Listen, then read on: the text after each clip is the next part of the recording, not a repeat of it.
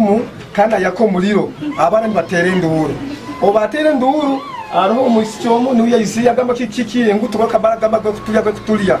abaturage abatari bamwe na bamwe bagambaho n'umushaki witu bashobora ko bumwe amhembe n'gabarazana bareba icyo bari kugira ngo umusheyijo gukamari wari kugareta ubake nyenda kutura muri mo kagenda kura bakitongore cyangwa nibantera ngo iva wayi nto muri mo gwango kozireki ngo yi obu butaka keire kaba kubimukira ibintu bikatandika kunduma mukono guno nekifwa kinu bintu mitani impula bintu bintu mit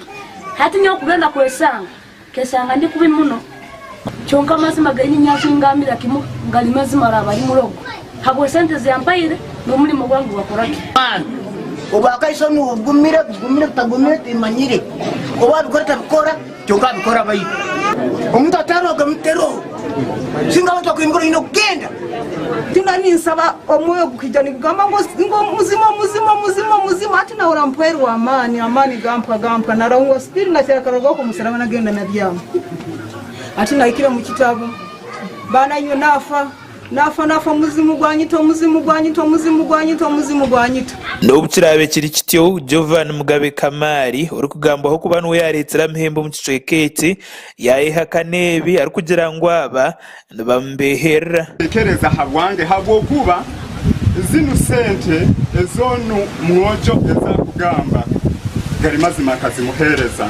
bitu hari kazimuherire echatumire esa hejo atandesere mwa chamani akanyekera nico kiraha cyo kureta umusango saha zinu habwo kugamba hizira kimukiro kati ibiyo bikiri aho Amlan Tumsime RDC wa district ya Kikuube yahamya kwa marogo gabire kizibwo mu district eji ari kugira ngo ubwacesha bwira naba hariho umuntu uri kugamba kwa rogirwe mbayo bikugaruka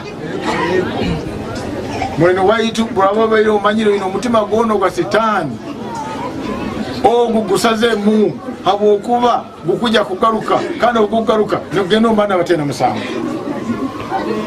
abana bateno dida very innocent nijo ko ameni sasa kula kana katabeni katika kemeri alimeni pura kumi muno tikakuba ina hana na stage tikakuzimanyire era zikangana nabo muka batamanya orukoto rwero busingi ati nuko kuragira Kamari hamwe nabekaye okwete isiza bataka ndi na family yange engeri nkuzoka nko umuntu atabazokire nkakurungi kubasaba munganyire na family yona ebyo bikiri aho abebyo kwerinda abarumusafante bingana hamwe na Patrick Baruku urukomanda wa Field Force Unit muri Cyangwari bayihanangiriza abaturage ubutatarira amateka mu ngaro n'ubu na government mwe bari muno okwerinda